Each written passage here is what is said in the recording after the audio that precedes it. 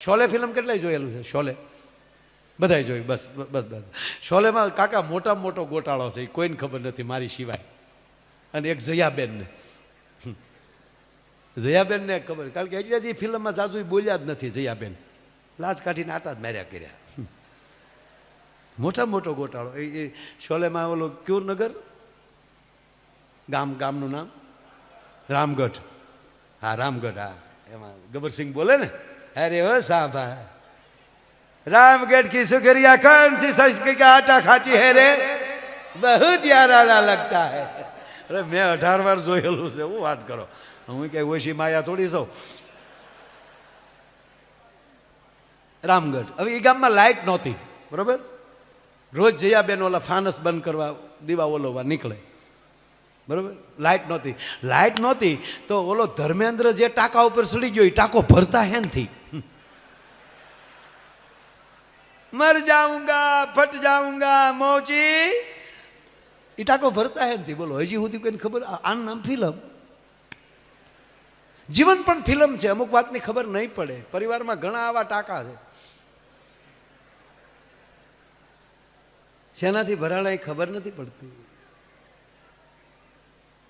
એટલે હું કોઈ ફિલ્મ સારી ફિલ્મ જોઈ એટલે આપણા પતિ પત્ની બે બેઠેલા ને કીધું હાલો ફિલ્મ ચાલે, કે છોકરાનું આગળ સમજાવી દો. છોકરાને નથી લઈ જવા, આગળ છોકરાને સમજાવી દો, આપણે બેને જવાનું. એટલે બે છોકરાઓને કીધું કે બેટા જો રવિવાર છે અને અમે છે ને અહીંથી દુધાળા જઈએ છીએ, સવજી કાકાને બધા આવ્યા છે અને ને સત્યનારાયણ ભગવાનની કથા છે બેટા, એટલે સત્યનારાયણ ભગવાનનો પ્રસાદ લઈ અને અમે વહી આવશું.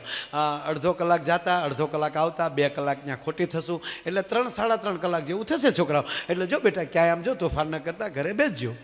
ઓકે પપ્પા જાઓ. દુધાળા સવજી કાકાનું કહીને ઓલા નીકળી ગયા, બરોબર. પછી 2 ભાઈ બેઠા હતા મોટા, હા બા બાપુજી તો દુધાળા ગયા સત્યનારાયણ ભગવાનની કથામાં. હા તો હાલ ઘરે બેહું એને કરતા હાલની ફિલ્મ જોઈ આવીએ. ઇન્ટરવેલ પીડ્યું ને તો એના બાપ હામાં જ બાકડે બેઠેલા હો, જબ જબ જબ જબ લાઈટું થઈ તો હામાં બેઠે. એટલે ટપુરિયા તમે તક અમે સત્યનારાયણનો શીરો ખાવા આવ્યા બાપા. છોકરાઓ આગળ ખોટું ન બોલે. એટલે છોકરાઓ એટલે સાહેબ સૂઈ ગયા અને છોકરાઓ બેઠા બેઠા કહેતા હતા કે આપણા સાહેબ સૂઈ ગયા. તો એક છોકરા શું કે ભજન ઊંચા ભણવું મચ્યું. અરે કે હોય હુવાનો પગાર લે છે, જગાડ્યો. જગાડવાનું કીધું તો અમુક છોકરા તો વાટે જ બેઠા હોય, કાગળની ભૂંગળી વાળી હો, કાગળની ભૂંગળી કરીને સાહેબના કાનમાં ભરાવ્યા. અને સાહેબે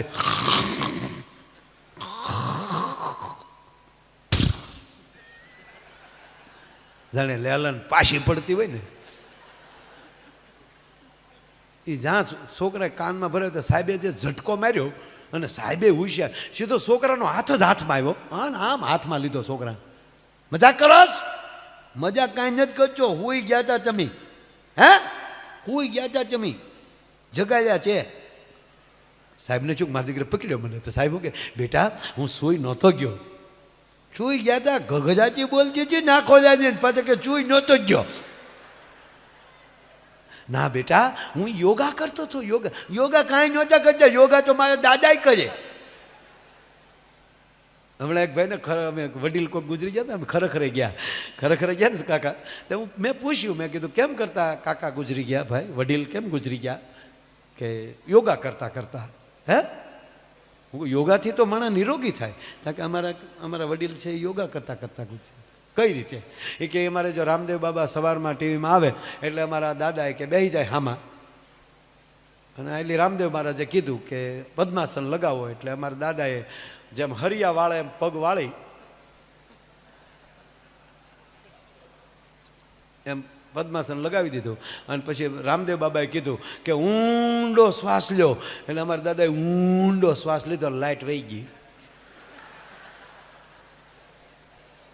લાઇટ આવી તા દાદા વહી ગયા. શ્વાસ પછી મૂક્યો જ નહીં. એને એમ કે બાબા કે પછી મૂકવાનો હોય. એટલે સાહેબે કીધું કે નહીં બેટા હું યોગા કરતો હતો. કાંઈ નહીં, યોગમાં કઈ ગગલાચી ન બોલે, હુઈ જતા નાકોલા બોલતા હતા પાછા કે નહીં નહીં બેટા એને સમાધિ કહેવાય. બેટા યોગ સમાધિ આત્મા નો હોય. આત્મા તો વયો ગયો હોય, પછી શરીર નાખવાના બોલાવતો હોય. બેટા શરીર નાખો બોલાવ તો આત્મા ન હોય એમ? આત્મા વગરનું શરીર નાખો બોલાવે? પછી તો શરીરને જે કરવું હોય તે. બેટા આત્મા ક્યાં ગયો તો? સ્વર્ગમાં ગયો તો બેટા, હું સ્વર્ગમાં. ત્યાં હું બાપાને જાચ્યો હતો તમારા માટે નવો અભ્યાસક્રમ લેવા.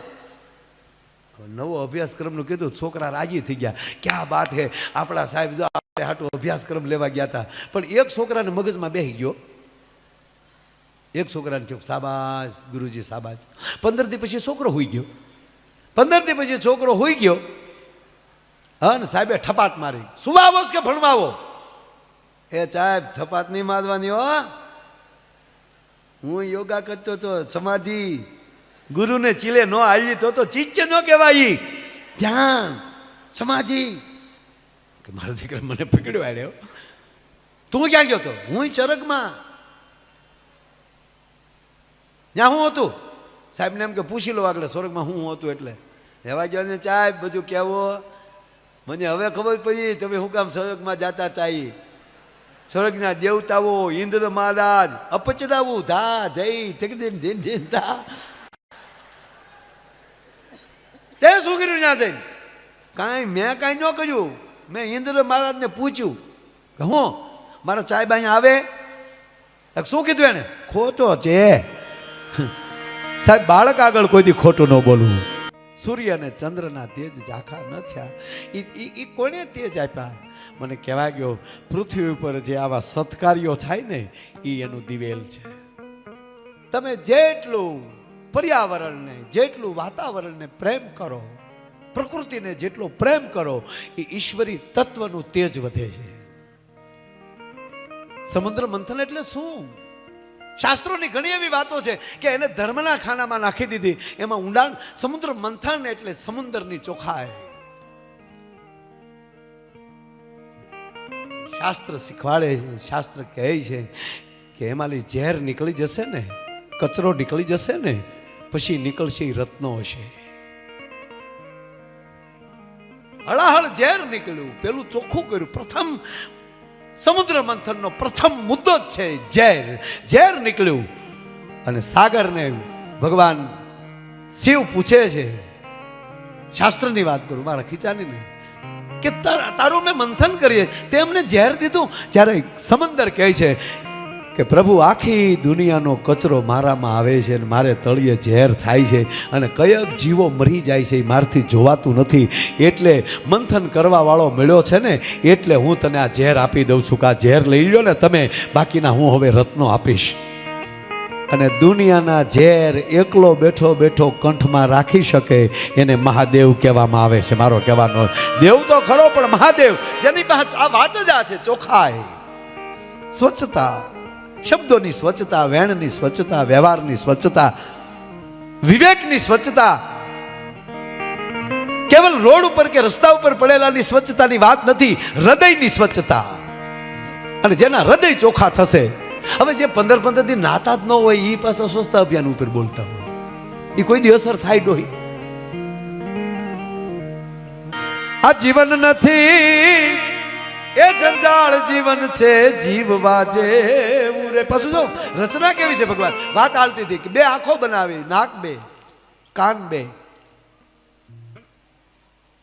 એ ક્યાં કરો? આ જળની રચના તો એની જ છે. ઈશ્વરે બનાવેલી દુનિયાને તમે જેટલી રૂપાળી કરો ને એટલો ઈશ્વર તમારી ઉપર રાજી થાય સાહેબ. અમારા કવિ કાક બાપુ લખે છે, કઈ દરિયા તણો ક્યારો કીધો એનો કુવો ઈ કેવડો હશે.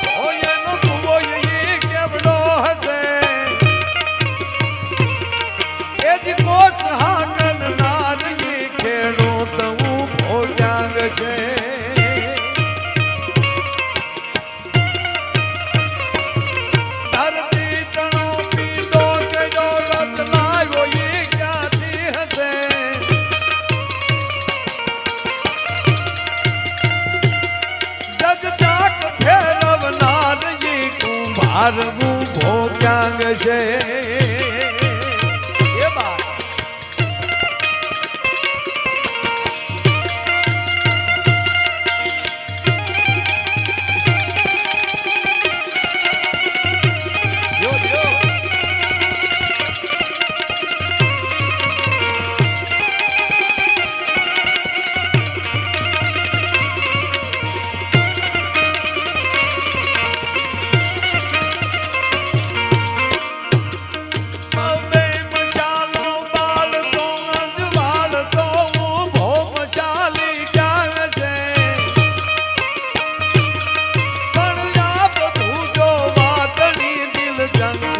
ખટકી રહી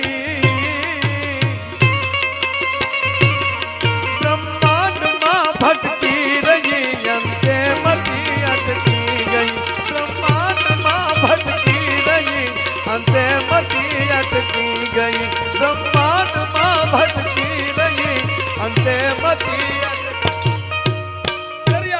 ક્યારો કીધો એનો કૂવો કેવડો હશે ઈ કોસ હાકર નારી ખેડૂત ઊભો ક્યાં હશે ધરતી તણો પીડો કર્યો રજ લાવ્યો ઈ ક્યાંથી હશે અને જગ ચાક ફેરવનારી કુંભાર ઊભો ક્યાં હશે અને બબે મશાલો બાળતો અંજ વાળતો ઊભો મશાલી ક્યાં હશે સૂર્ય ને ચંદ્ર ની બબે મશાલો જે જળાળા કરે ભાઈ મેઘાણીયામાં લખ્યું છે જવર્સન મેઘાણીએ કે આભમાં અહીંયા તમે દુધાળા આવ્યા હો ખુલ્લા આકાશમાં કે વાડીમાં સુતા હો અંધારી રાત હોય અને તારોલિયા જે રાતના દેખાય સાહેબ આકાશ ગંગાઓ દેખાય નિહારિકાઓ દેખાય મેઘાણી લખે છે કે આભમાં એ આવડા જોને દીવા ઈ દીવડા કોણે મેલ્યા રે લો અને સાહેબ લોકડાઉન વખતે જે આકાશ ચોખ્ખું થયું છે આપણને ખબર પડે છે ને કે આપણે કેટલું ખરાબ કરીએ છીએ સૃષ્ટિમાં કોરોનામાં હાવ ચોખ્ખું થઈ ગયું તો આભમાં આવડા જોને દીવા ઈ દીવડા કોણે મેલ્યા રે લો